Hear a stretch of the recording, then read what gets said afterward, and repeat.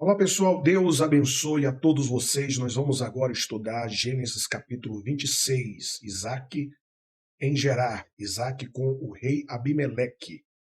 E a palavra de Deus ela vai dizer assim, Gênesis 26, versículo 1, que naquela região houve uma época de falta de alimentos, como tinha acontecido antes, no tempo de Abraão. Por isso Isaac foi até a cidade de Gerar, onde vivia Abimeleque, o rei dos filisteus, né? O rei dos filisteus. É como se fosse Gaza hoje, né? Esse território. Então, o que acontece? É dito neste capítulo que nós vamos estudar que vai acontecer com Isaac, filho da promessa, o que aconteceu com seu pai Abraão, né? Lá em Gênesis capítulo de número 12 fala sobre isso.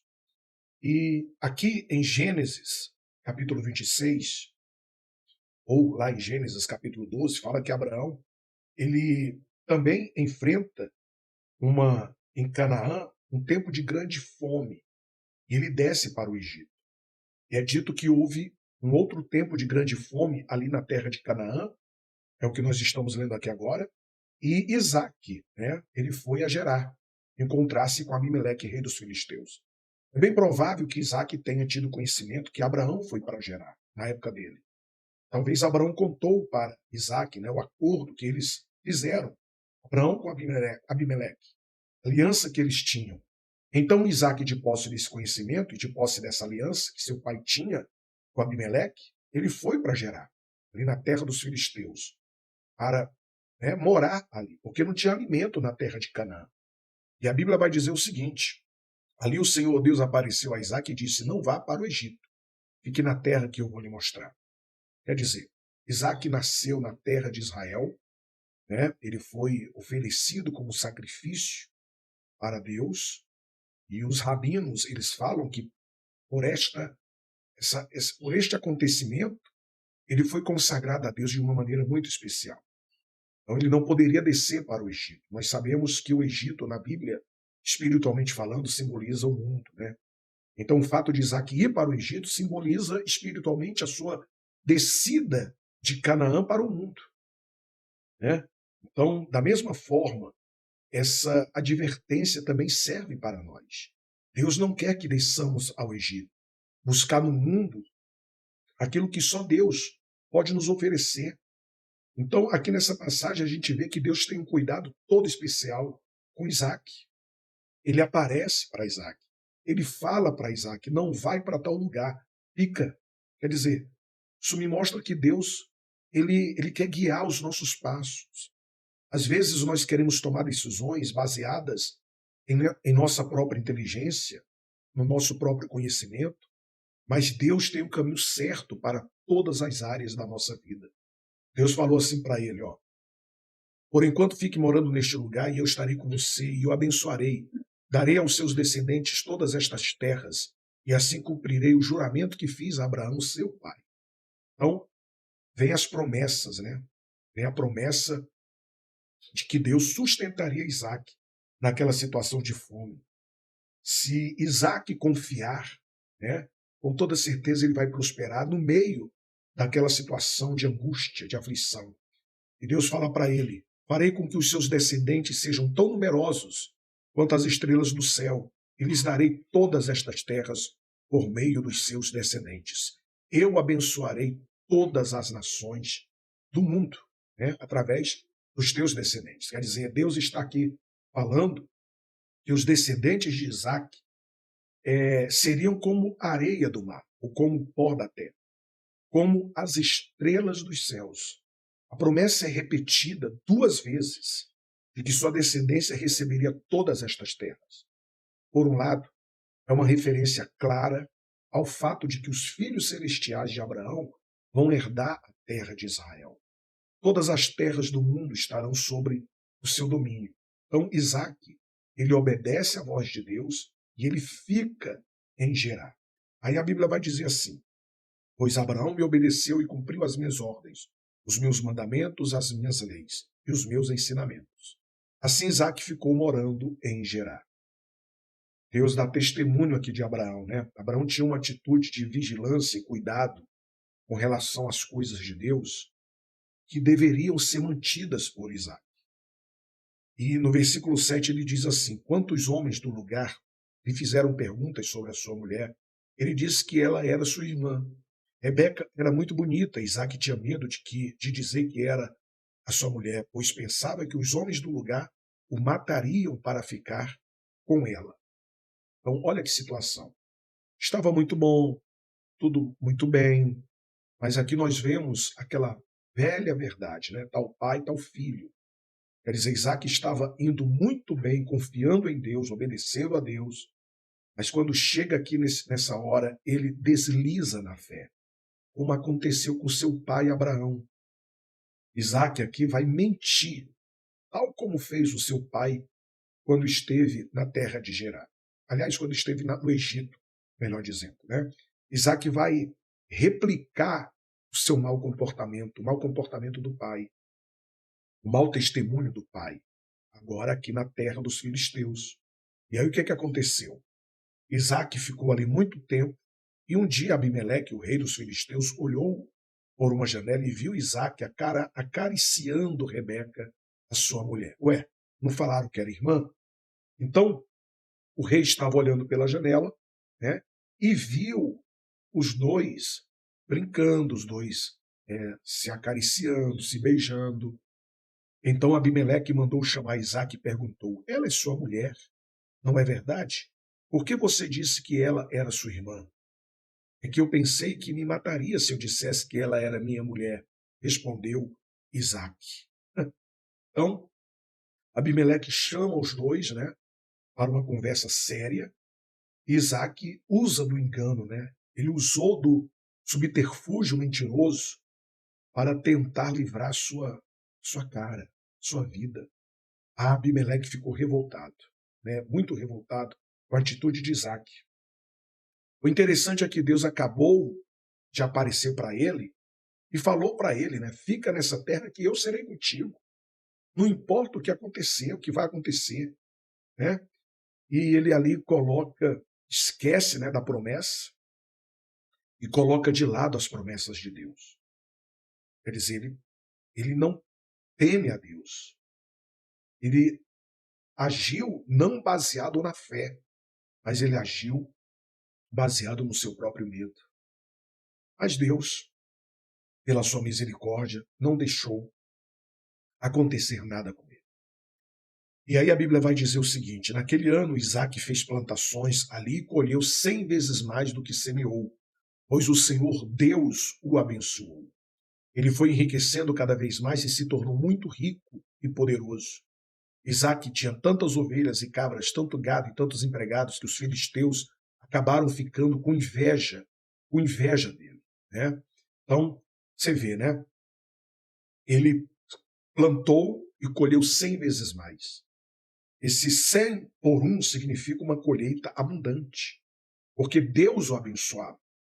Aí, de repente, você pergunta assim, mas como pode Deus abençoar Isaac se ele mentiu? Será que Deus está provando a mentira dele, pastor? Não. Uma coisa sobre Deus que a gente deve aprender é que Deus, ele é misericordioso. E na sua misericórdia, Deus não nos dá aquilo que merecemos receber. Isaac não merecia, mas foi abençoado. Isaac, ele merecia era ser disciplinado, né? Mas na misericórdia, Deus não disciplinou. E outra coisa que temos que aprender sobre Deus é que ele é gracioso.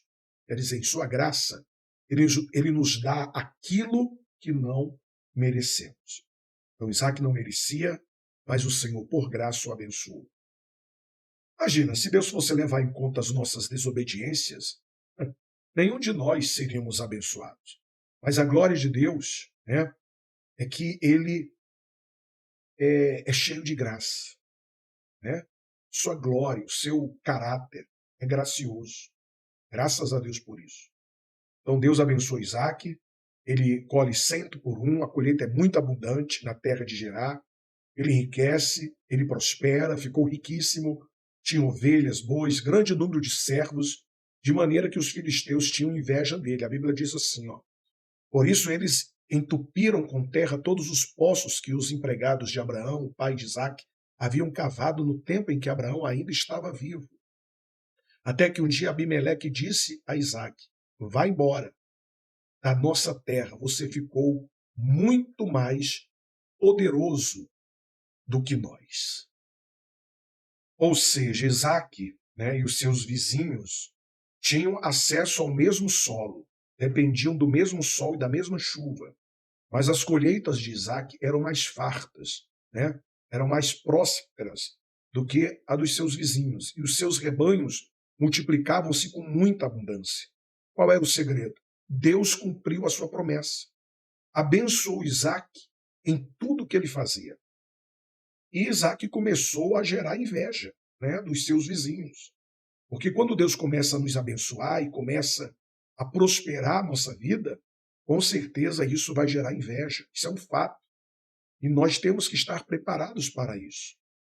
O interessante sobre a inveja é que a inveja não é a pessoa desejar ter o que você tem. Inveja é a pessoa se entristecer com o que você tem e desejar que você perca aquilo que você tem. O invejoso, ele quer que você perca aquilo que você tem. Ele quer que você perca o seu casamento, ele quer que você perca o seu emprego, o seu carro, a sua casa, né? Sua empresa. Mas Deus é um Deus que nos guarda de toda inveja. Então a inveja dos filisteus é que eles desejavam que Isaac perdesse toda a abundância da colheita, né? Colheita que Deus estava abençoando. Enfim, Deus o guardou, Deus o protegeu, né? Deus o abençoou. E a Bíblia vai dizer o seguinte: Isaac saiu dali, armou as suas barracas no vale de Gerar e ficou morando ali por algum tempo, né? Ele tornou a abrir os poços que haviam sido cavados no tempo de Abraão e que os filisteus haviam tampado depois da sua morte. Isaac pôs nos poços os mesmos nomes que o seu pai havia posto. Um dia os empregados de Isaac estavam no vale abrindo um poço e acharam uma mina de água, quer dizer, águas vivas, né? Então, Isaac, além de prosperar no ramo da agricultura, do plantio, da colheita, ele também vai empreender no ramo dos poços. Então, é bem provável que, mais uma vez, as pessoas foram motivadas pela inveja, né? Porque entulhar os poços que Abraão tinha cavado, né? Então, Isaac estava numa terra desértica, numa terra onde não era natural ter água. Então, as pessoas, para ter água, deveriam abrir poços, e era algo muito lucrativo na época. A Bíblia vai dizer o seguinte: os pastores de Gerar discutiam com os pastores de Isaac, afirmando que a água era deles. Por isso, Isaac deu a esse poço o nome de discussão. Muito forte, né? Quer dizer, encontrar um poço de água nascente era uma bênção, era algo muito especial, né? Muito especial. Então, garantia água fresca todo o tempo, né? Para eles, para os animais. Mas os filisteus também lhe tomaram este poço. Quer dizer, esse poço significa contenda, né? Discussão. E o versículo 21 fala: depois os empregados de Isaac abriram outro poço e por causa dele também houve discussão. Então Isaac pôs nele o nome de inimizade. Sitna, né? Em hebraico. Quer dizer, inimizade, ódio. Olha o nome que Isaac colocou nesse poço. Isaac saiu dali e abriu outro poço, e como não houve discussão por causa desse, ele o chamou de lugar espaçoso. Ele disse: agora o Senhor Deus nos deu um lugar espaçoso para viver nesta terra, e aqui vamos ficar à vontade. Quer dizer, o nome desse poço era Reobote, que significa espaçoso, expansão. Então ele encontrou um lugar onde os filisteus deixaram ele em paz, né? Ele achou espaço suficiente para o seu acampamento, seus rebanhos, enfim. E a Bíblia vai dizer o seguinte: dali Isaac foi para Betseba. Naquela noite o Senhor apareceu a ele e disse: eu sou o Deus de Abraão, o seu pai. Não tenha medo, pois eu estou com você por causa do meu servo Abraão. Eu abençoarei você e farei com que os seus descendentes sejam muitos. Isaac construiu um altar ali e adorou a Deus, né, o Senhor. Ele armou as suas barracas naquele lugar e ali os seus empregados cavaram outro poço. Então, como Isaac, todos os que confiam em Deus, né, em Jesus, são estrangeiros neste mundo, são peregrinos neste mundo. Estamos a caminho de um mundo melhor. O corpo no qual vivemos hoje, né, é o nosso tabernáculo. Um dia ele será desfeito e iremos para a cidade celestial. Então, a vida aqui na terra é curta, ela é temporária, né? Por este tabernáculo, esse tabernáculo é um tabernáculo fraco, frágil. Mas o corpo que nós vamos receber, o corpo glorificado, ele será nosso por toda a eternidade. Por toda a eternidade. Enquanto estamos aqui na terra, nós temos que ser fiéis a Deus. Nós temos que construir altares, né? Dar testemunho do que o Senhor Jesus Cristo é o Salvador deste mundo. É isso que ele espera de nós. Então Isaac, ele peregrinou, ele construiu um altar, ele louvou a Deus, ele buscou a Deus, enfim. E para encerrar, certo dia Abimeleque saiu de Gerar e foi conversar com Isaac. Com ele foram seu amigo Alzate e Ficol, o comandante do seu exército. E eles responderam: agora nós sabemos que o Senhor Deus está com você e pensamos que deveríamos fazer um trato com você, selando com juramento o trato.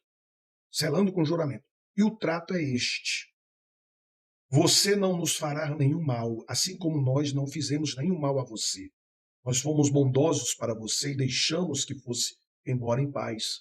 Agora, está claro que o Senhor o tem abençoado.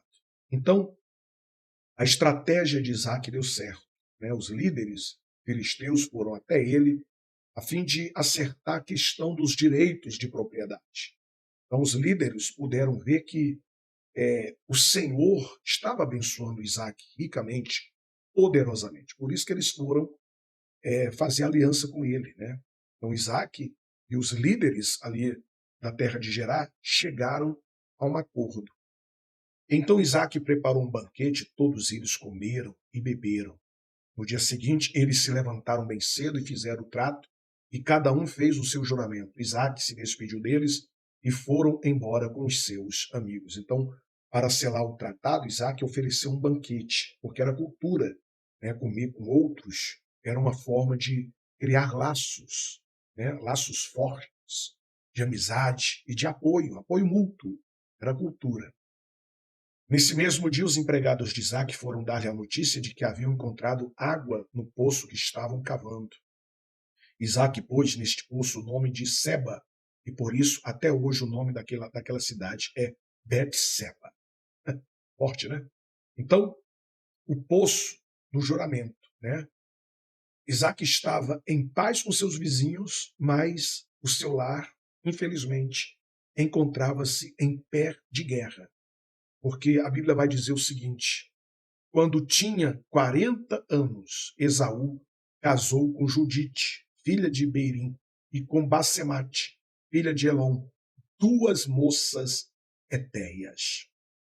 Então o que acontece? Esaú, filho profano, filho que vendeu o direito de primogenitura, se casa com duas pagãs, duas mulheres pagãs, mulheres que deram muita tristeza a Isaac e a Rebeca, muita. Então, mais tarde, só para provocar os pais, ele se casou até com uma terceira mulher pagã. Então, a questão aqui não é Esaú ter ido atrás de esposas, mas ter ido buscar uma esposa do povo errado, um povo que não tinha aliança com Deus, né? Que eram os hititas ou os heteus. Então, ele vai buscar duas mulheres dentre esses povos que não tinham aliança com Deus. E essas mulheres se tornaram amargura de espírito na família de Isaac, uma pedra no sapato, um espinho na vida de Isaac e Rebeca. Bem, nós chegamos aqui ao final do estudo do Gênesis 26. No próximo vídeo, nós vamos estudar capítulo 27. Que Deus abençoe a todos vocês.